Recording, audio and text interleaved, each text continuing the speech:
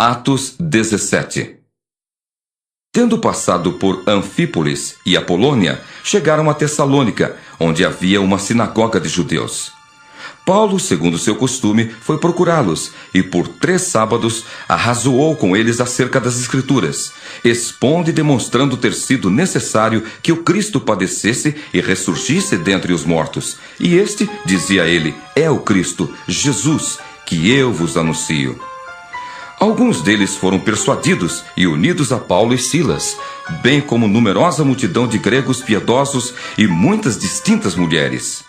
Os judeus, porém, movidos de inveja, trazendo consigo alguns homens maus dentre a malandragem, ajuntando a turba, alvoroçaram a cidade e, assaltando a casa de Jason, procuravam trazê-los para o meio do povo.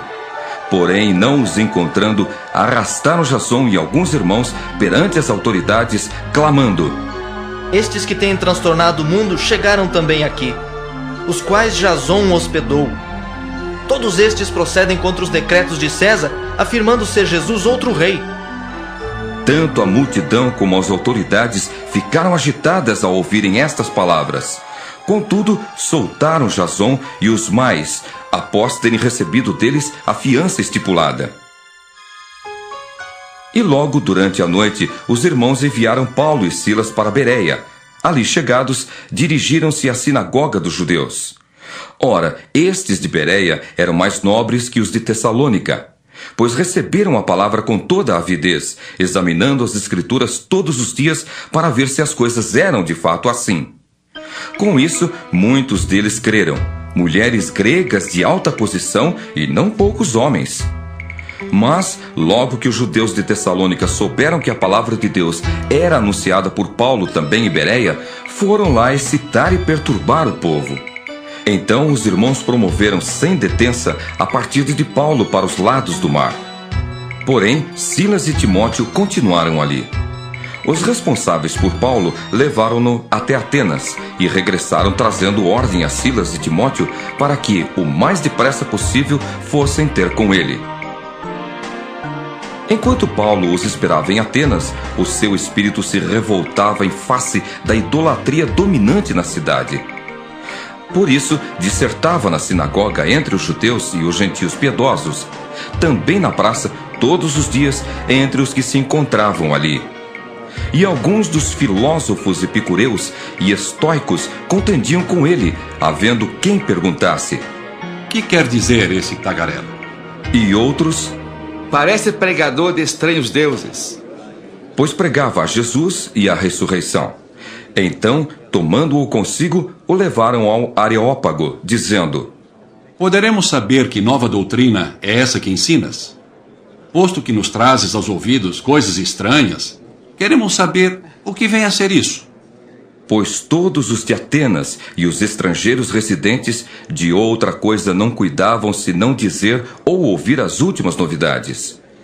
Então Paulo, levantando-se no meio do Areópago, disse: Senhores atenienses, em tudo vos vejo acentuadamente religiosos, porque passando e observando os objetos de vosso culto, encontrei também um altar no qual está inscrito: Ao Deus desconhecido.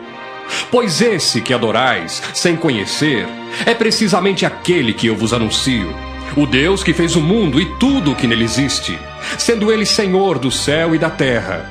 Não habita em santuários feitos por mãos humanas, nem é servido por mãos humanas, como se de alguma coisa precisasse, pois ele mesmo é quem a todos dá vida, respiração e tudo mais. De um só fez toda a raça humana, para habitar sobre toda a face da terra, havendo fixados tempos previamente estabelecidos e os limites da sua habitação, para buscarem a Deus, se porventura tateando-o possam achar, bem que não está longe de cada um de nós. Pois nele vivemos e nos movemos e existimos, como alguns dos vossos poetas têm dito, porque dele também somos geração. Sendo, pois, geração de Deus, não devemos pensar que a divindade é semelhante ao ouro, à prata ou à pedra, trabalhados pela arte e imaginação do homem.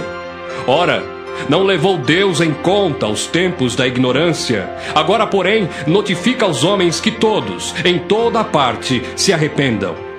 Porquanto estabeleceu um dia em que há de julgar o mundo com justiça, por meio de um varão que destinou e acreditou diante de todos, ressuscitando dentre os mortos. Quando ouviram falar de ressurreição de mortos, uns escarneceram e outros disseram: A respeito disso, te ouviremos noutra ocasião. A essa altura, Paulo se retirou do meio deles. Houve, porém, alguns homens que se agregaram a ele e creram.